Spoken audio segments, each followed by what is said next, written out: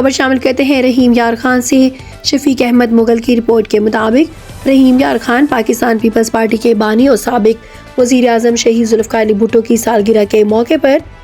Party کے city صدر امیدوار حلقہ پی پی 262 راجہ خان سولنگی کے ڈیرہ پر پروقار تقریب منعقد کی گئی۔ تقریب کے مہمان خصوصی پارٹی کے بانی اور کارکنان کو نورے والی پل سے بڑی ریلی کی صورت میں پنڈال میں لایا گیا، جہاں تمام شرکا نے مل کر شہید ذوالفقار علی بھٹو کی سالگرہ کا کیک کاٹا اور ان کے درجات کی بلندی کے لیے خصوصی دعا کی۔ اس موقع پر راجہ خان سولنگی نے کہا کہ شہید ذوالفقار بھٹو ایک شخصیت کا نام نہیں بلکہ فلسفے کا نام ہے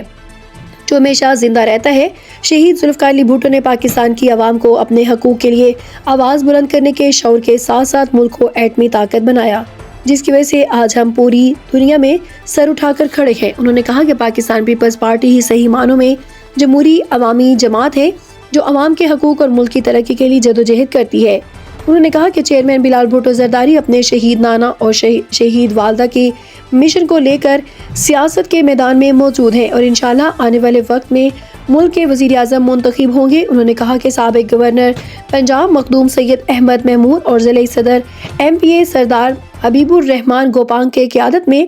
پیپلز پارٹی متحد ہے اور پارٹی کی نمائندگی اسمبلیوں میں موجود اور عوامی حقوق کے لیے آواز اٹھا رہی ہے۔ انہوں نے کہا کہ مخدوم سید احمد محمود کی قیادت میں جنوبی پنجاب پاکستان پیپلز پارٹی کا مضبوط قلعہ ثابت ہوگا۔